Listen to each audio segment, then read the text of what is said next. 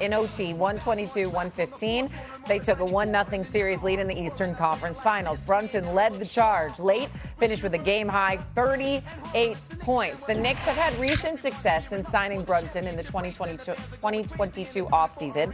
They've been to the playoffs 4 times, including consecutive conference finals appearances. The 4 years before Brunson, not so good. The Knicks had 1 playoff appearance and the 4th lowest win percentage in the association. And so, now that you can smell it a little bit in these New York streets, would a ring make Jalen Brunson the greatest Knick ever? Stephen A. Perk, you go first. You damn right. And this big body Brunson. Look, the New York Knicks hasn't been relevant since Moby Dick was a goldfish. And what has been the narrative? What has been the narrative, y'all, around the league, around Jalen Brunson? That you can't win a championship with a small guard as your leader. And when you think about the position that Jalen Brunson is in, because if he get through this series, he's possibly going to face SGA, who's already an all-time great, or Wemby, who's on the rise to being an all-time great, and you dethrone them and bring back a championship, and now you're sitting at the table with Steph Curry, and you're sitting at the table with Isaiah Thomas.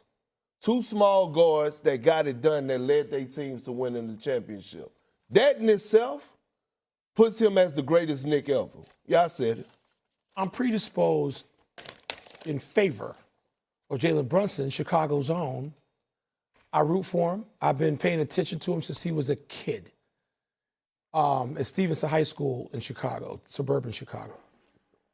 However, I'm going to play the old man, Perk.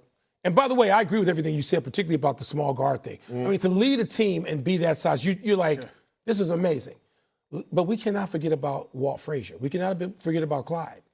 Walt Frazier, first of all, Walt won 2 of them. Remember, he was on both of those Knicks teams in 70 and 73. I realized that it was more of an ensemble with Bradley and DeBusschere and Willis Reed and Dick Barnett. I realized they were sort of all equals.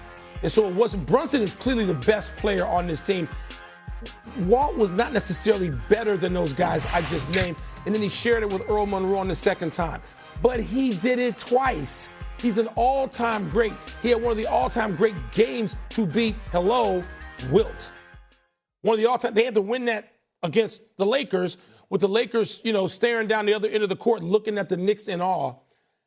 So, and I want to give a footnote, sort of Patrick Ewing. I covered Patrick's whole career, and I know they didn't win. The Knicks got there twice. Patrick was the player for that whole era, and that one Knicks team that lost to Akeem, Game 7, Pat Riley's fault. That's another story. But for now putting in Rolando Blackman for my man John Starks. Hello. But Clyde. That's the one but I have, Perk, with Brunson. And Brunson can get there. He can get there. And by the way, he's still got to win. He's still got to go through the Western Conference champ this time. Would 1 ring get him there, though? 1 ring. Man, Clyde's got 2. That's I don't want to just ring count. I don't want that to be the only criteria. And that's what I wanted to bring up before I pass the mic is I want to ask you, the story matters. The story matters, right? Jalen Brunson is not supposed to be here. Jalen Brunson, no one could have told us 10 years ago that Jalen Brunson would be in the New York Knicks uniform and possibly leading these second-round team, draft pick. Thank you. To leading this team to winning the NBA championship. Yeah. Because we know my brother from another mother that's behind me right here, he didn't even want Jalen Brunson. He wanted Donovan Mitchell. Jalen Brunson? So what I'm saying is, when you think about the weight that he's carried in this market, check, and check. As a 6'2" small guy, the story matters to me. The story does matter. It does, and that's why Perk I'm conflicted. Because Jalen Brunson, but he's got to win. He's got to win. Yeah. But then I go back to, man, it's so cool to see Walt Frazier sitting in the Madison Square Garden. That's what I'm talking about. In there every night. For those of us of a certain age, Perk, I know you ain't close to that yet. In a different animal print suit. Would he be the greatest Knick of all time, Jalen Brunson? Here's the thing.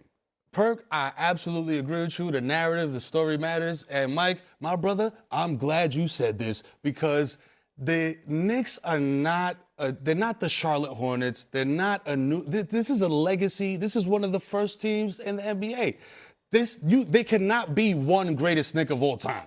This is a Mount Rushmore franchise. It is. You know what I mean? Like Willis Reed has to be on that Mount Rushmore too. Talk about it. So there is a slew of iconic Knicks that have come through here that have made noise. True. And to your point, Perk, made a story, had a story. There was a story behind it. Melo came in and saved the franchise from doom, and Pat did what he did all through the 90s, battling with Mike. Et cetera, et cetera. Patrick Ewing. Come on, dog. I was 10 years old watching them do what they do, and they should have put in black. But I do not think one ring does it. Okay, he would need more than Stephen one A. ring. I want to hear this now. First of all, one ring does it. Does it. The Queens guys always jump. And on top of it all, Kendrick Perkins is absolutely 1,000% correct. Wow. If Jalen Brunson, You ain't right. Go ahead, leads S.A. this team.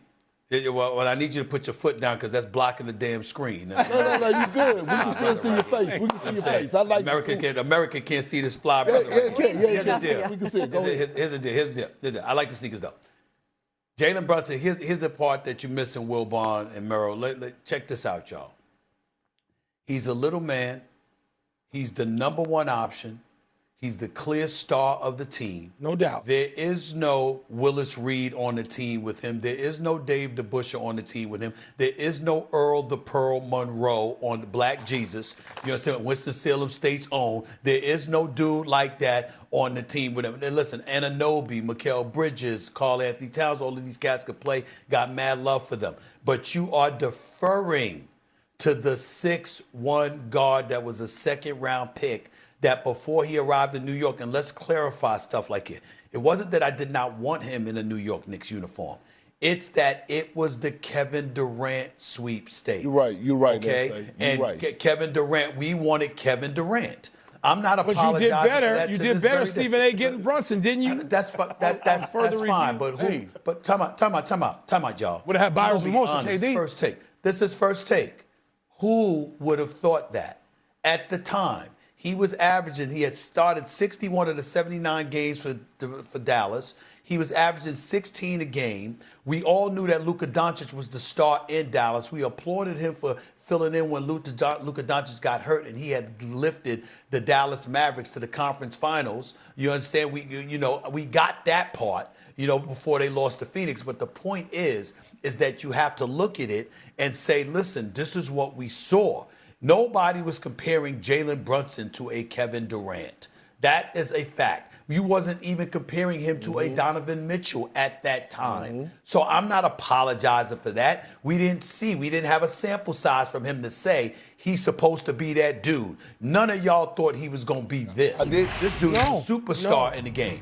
He's a superstar in the game. And so now that we see what we see from him, understand this. He's the smallest dude in your starting lineup. The dude is the lead guard. He's leading the team as the number one scoring option. And on top of it all, you've got either the reigning defending NBA champions in his way or Victor Wembanyama in that San Antonio Spurs team. And the New York Knicks find a way to win the championship under those conditions. I'm sorry, he's number one if that happens. Clyde Frazier isn't now. But if he pulls that off, Clyde Frazier was never the number one option. He wasn't that guy. He was a 20-point per game scorer. There was no three-point shooting. He was number one option in Game 7, May 8th, 1970. Yes, he was. Yes, he was. Yes, he was against the Los Angeles Lakers. He was the number one. He was the number one option. He wasn't the number one option in '73 when they won it anyway, even though he was still balling. The point, and not only that, here's the deal. Willis Reed was the leading scorer on that team. In '70, he was averaging 21 a game. You understand? When he limped onto that court and hit two shots, it sparked the crowd, and we hold on to that to this very moment. We appreciate Clyde Frazier. Look at Willis Reed right there, coming out of the tunnel, crowd going absolutely berserk. It's a big-time moment, and then hits his first two shots of the game.